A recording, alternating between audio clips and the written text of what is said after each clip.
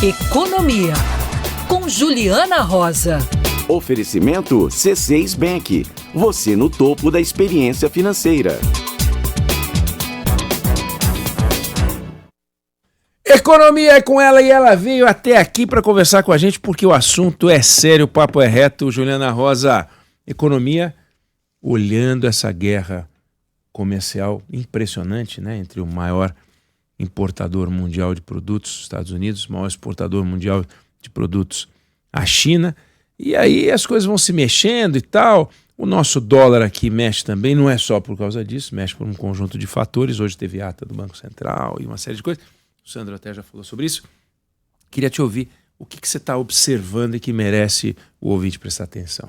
Oi, Neg. Boa tarde para você, para o Sandro. Boa tarde para o nosso ouvinte. O dólar bateu agora há pouco 5,75. Então, já o 12º dia de queda seguida do dólar. Tinha uma expectativa de que o Trump pudesse ser mais agressivo. Aí, ontem foi um dia super tumultuado, porque aí começaram as tarifas, depois suspenderam as tarifas. Então, no fundo, a gente ainda está num cenário muito nebuloso. Ninguém sabe, a gente não consegue enxergar um palmo da nossa frente ali, porque a neblina está muito alta.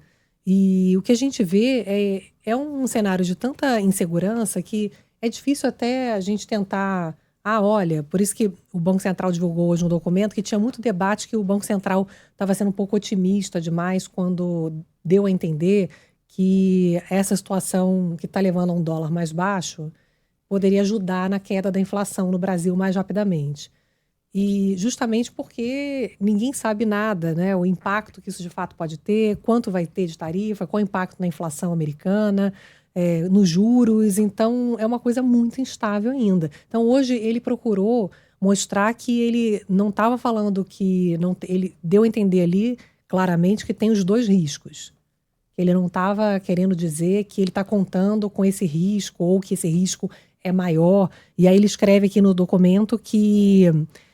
essa questão dos Estados Unidos é um cenário externo que eles avaliam que são cenários com riscos extremos. Ou seja, pode tanto surpreender para baixo quanto para cima. Eles acham que isso aqui pode ter um risco tanto para cima quanto para baixo e o Banco Central, então, está olhando essa questão. A gente teve uma compreensão na semana passada de que o Banco Central estava meio que comemorando um cenário onde o dólar mais baixo poderia ajudar ele a não subir tanto juro com a queda da inflação. Então, ele hoje ele faz um texto, Eneg, muito mais conservador para reiterar essa postura firme de trazer a inflação para baixo. E um outro pedaço também que ficou também esquisito é que ele demonstrou já que havia sinais que a economia estava perdendo mais força do que se imaginava. A economia estava ficando mais fraca rapidamente.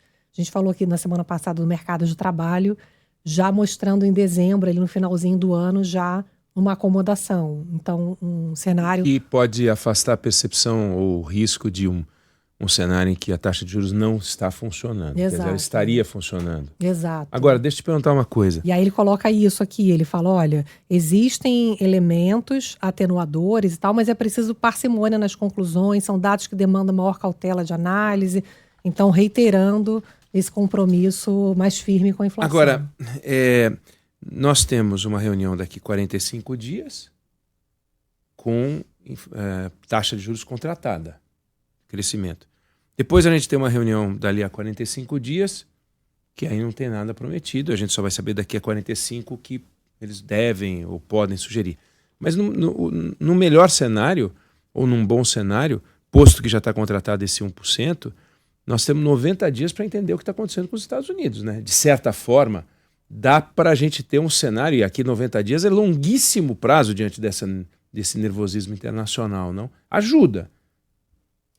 A sensação realmente é que é preciso tentar ganhar tempo. Então, o Banco Central fez o correto, hoje considerado que é já deixar 2 aumentos contratados para poder entender um pouco esse cenário nebuloso. Então, ele reafirma que vai ter mais um aumento de juros em março, indo a Selic para 14,25%, e ele deixa a possibilidade mais aberta de um cenário que se coloca mais desafiador a partir de maio. Tanto é que muita gente começou a especular semana passada que o Banco Central estava tentando arrumar justificativas para não aumentar mais juro, e agora então que ele fez um discurso mais conservador, dando espaço sim para que o juro continue subindo em maio e junho também, então Sim. o juro podendo ultrapassar 15%. Aí é assustador, né? Você imaginar, a gente até fez a entrevista com o Marcos Lisboa no Canal Livre, eu já citei mais de uma vez aqui, porque foi uma entrevista muito boa, né? Uma aula de realidade e tal, e você perguntou para ele se havia o risco de a taxa de juros continuar a subir e ela não produzir os efeitos, e ele não descarta essa possibilidade. Né? Mas você vê que o Henrique Meirelles, também que eu entrevistei semana passada, ele acha que, assim como o Marcos de Lisboa, que, claro, tem o risco da política de juros começar a não fazer mais efeito, perder a sua eficácia. Mas os dois acham que não é o cenário mais provável, né? Que com essa pancada de juro, a inflação comece a ceder. Agora, claro, e de novo, a gente volta para Estados Unidos, né? Se o dólar contribuir, ótimo. Agora, o que dá muito nervoso é ver que a gente não pode contar com Donald Trump para poder fazer a nossa inflação ceder, né? Pois é. Então, um aspecto que eu acho que realmente o governo não está dando a devida importância é, num cenário adverso como esse, a gente ter o esforço interno através de uma redução de gasto, exatamente, mais clara, para que aí sim a gente possa garantir um dólar pelo menos menos pressionado, porque é o que está ao nosso alcance. Você sabe, né? que o Fernando Haddad deu uma entrevista hoje, não sei se você chegou a ver, ele deu uma declaração Estava falando da questão da meta, né, de inflação. Exato. E aí ele falou assim, que variáveis econômicas macroeconômicas vão se acomodar, o esforço do Banco Central, o esforço do governo federal, que eu desconheço, e o agro, que deve ter um bom ano derrubando preços. Ajudar. Agora, são só coisas externas. Você falou assim, não é possível que a gente tenha que depender do Donald Trump ou da economia mundial. Então economia mundial, né? São Pedro também. São Pedro, né? Exato. São Pedro, agro, economia mundial, guerra na Ucrânia e tal. E falei, se fizer tudo isso, bota uma galinha na encruzilhada e aí vamos que vamos. Agora, cadê a contribuição do governo? Cadê a discussão sobre desvincular receita e despesa em educação e saúde? Nós não estamos falando para o governo pegar e interromper todos os pagamentos e paralisar o país, acabando com o PID, acabando com investimentos de uma forma geral. Mas alguma sinalização não vem, né? E o presidente Lula confirmou a declaração do Gilberto Kassab, porque ele resolveu que não haverá mais corte de gastos se depender dele. Só que, claro, tudo depende dele, como se depender de mim? Mas depende dele, né? Exatamente. E, no fundo, assim, o que preocupou foi essa visão de que, no fundo, os Estados Unidos vão ajudar na queda da inflação e que hoje o Banco Central tentou contemporizar que não foi essa a mensagem, porque contar com uma tremenda guerra comercial que possa provocar uma depressão, como foi em 1930, e aí os preços desabarem, né? É óbvio que são cenários extremos, mas o que se teme hoje é que o governo fique contando com cenários externos. Sim, a inflação cai para o centro da meta. Né? A inflação cai para o centro da meta porque a economia mundial parou. Exato. Isso é lindo, né? Isso é bizarro, né? Então, o que eu acho que é muito importante e realmente o governo não está convencido disso, por isso que o Haddad está tão enfraquecido, é porque não adianta o Haddad falar que ele está comprometido e tal, se o Lula é que manda na economia. E ele já deixou claro que não quer mais fazer nenhum corte, que não é a prioridade e tal. E o pior, tem como prioridade o projeto agora do imposto de renda para enviar ao Congresso sem uma segurança de que vai ter uma receita compensatória, ou seja, podendo ainda ampliar o risco de aumentar o desequilíbrio das contas públicas.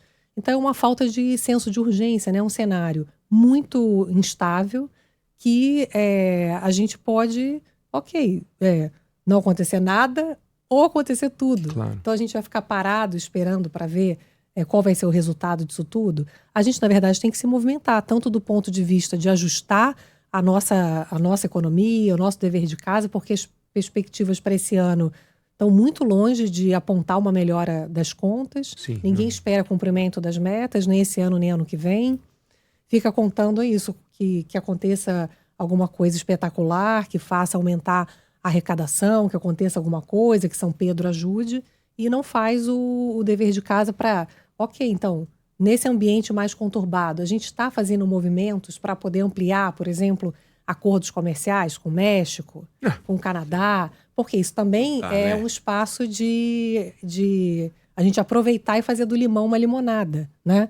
Então, isso, a gente tem oportunidades o tempo todo, né? Mas a gente tem aquela frase que era você atravessa a calçada para escorregar na casca de banana que a gente mesmo coloca, é um pouco esse raciocínio. Né? E o Lisboa falou no Canal Livre, né? Nós não damos atenção, nós não queremos os acordos comerciais. O Brasil não corre atrás dos acordos comerciais. Ele disse isso claramente. Sim. Nós não temos nenhum interesse nisso. Ele falou, participei dessas discussões, a gente não quer. Juliana Rosa, Economia é com você, valeu, brigadão, e amanhã a gente volta a conversar. Combinado, beijão.